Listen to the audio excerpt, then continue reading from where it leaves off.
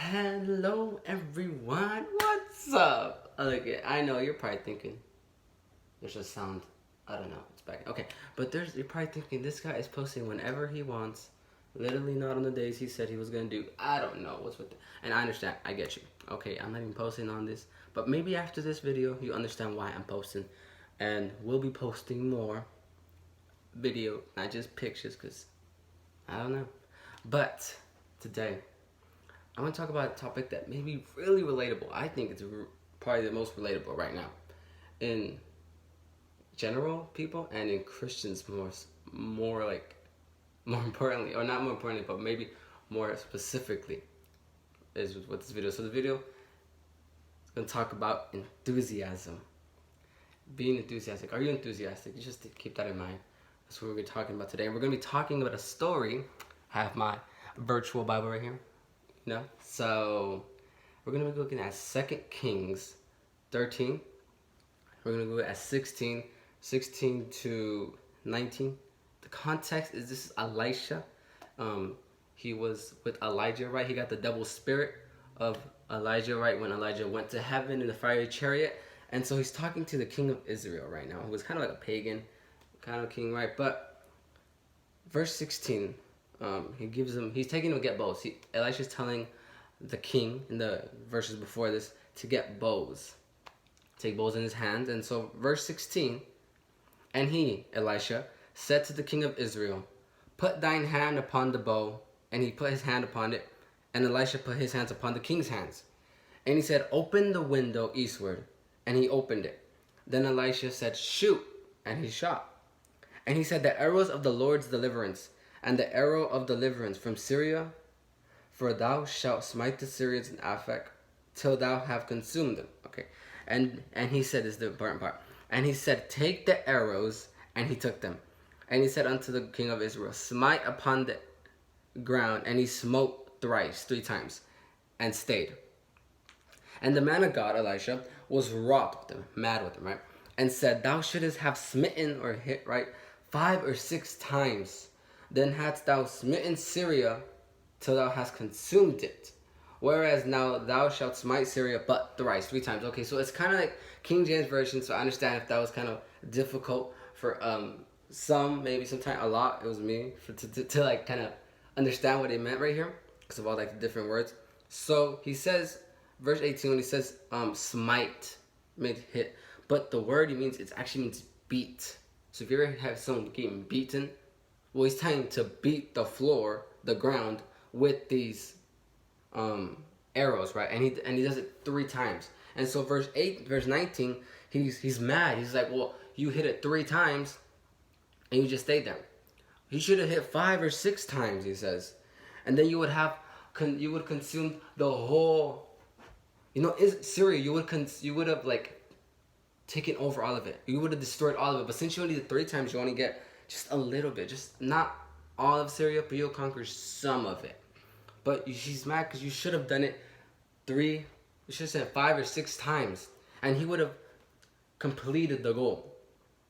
You see, he wasn't enthusiastic. This is an example of someone who wasn't enthusiastic. This king, it's like 3 times, blah blah blah. I'm just gonna wait there and see what happens. Like he wasn't enthusiastic about really finishing the goal. And you see so many times, and probably right now, as you may have, I know I'm talking from experience here because this is kind of a really, if not like the most relatable topic that I could learn of or study, and I'm hopefully pretty sure it's probably a lot of you guys too right here. It's about we getting so comfortable with just staying at home, just chilling. When you have we need toilet paper, get some toilet paper, right? And we so many times are so discouraged or not enthusiastic, if you're a Christian, about your faith. We're just like so complacent, and God describes it as being lukewarm.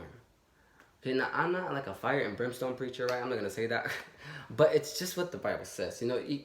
There's a point where you get complacent, you get used to where you're at, and you just stop being enthusiastic. And I have hit this point, and I probably, before making this video, I was at that point, and studying, like, God just sends what you need, right? He sends what you need when you need it. So, enthusiasm. This king wasn't enthusiastic. He just hit the ground 3 times. And if he had hit the ground more, he would have conquered the whole, a whole Syria, right? The whole country. Just the whole, basically, right? You know what I'm saying. And with us, if we were just more enthusiastic about our faith, maybe that soul that you really want to be saved would be saved. Now, I'm not saying that that's the only thing, because maybe it's not God's time for someone to be saved, and that's just it, it's God's will. He knows the perfect timing. So it could be that.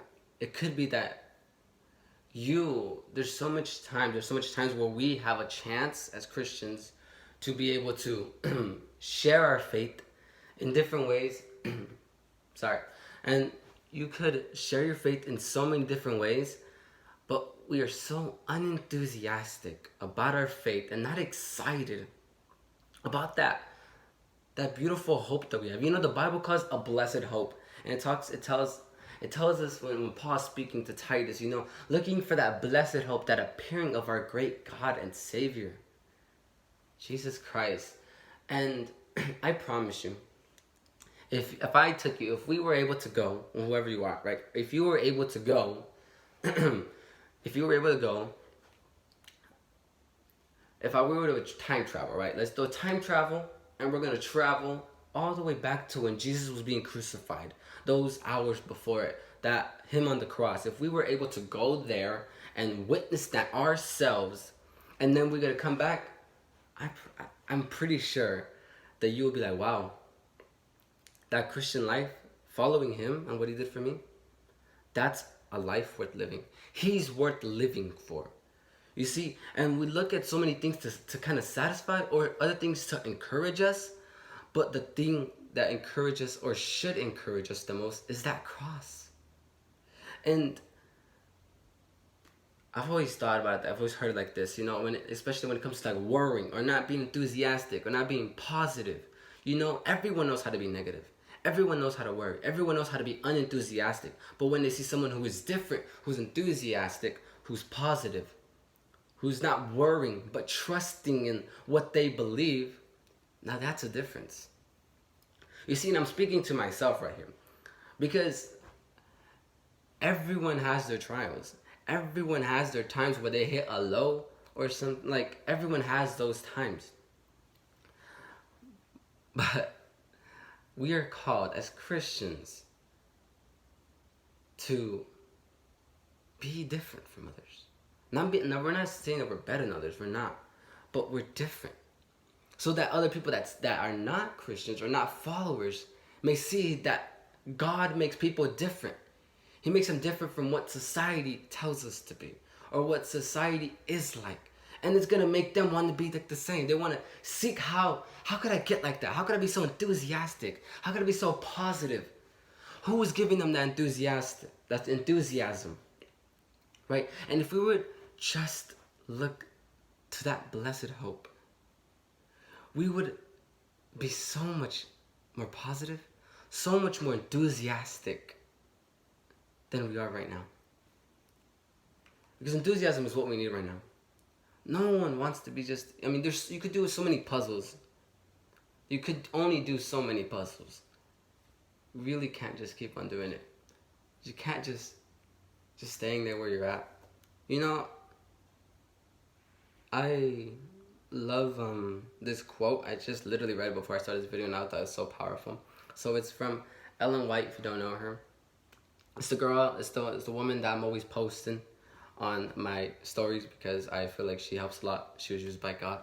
So this is what she says about the story.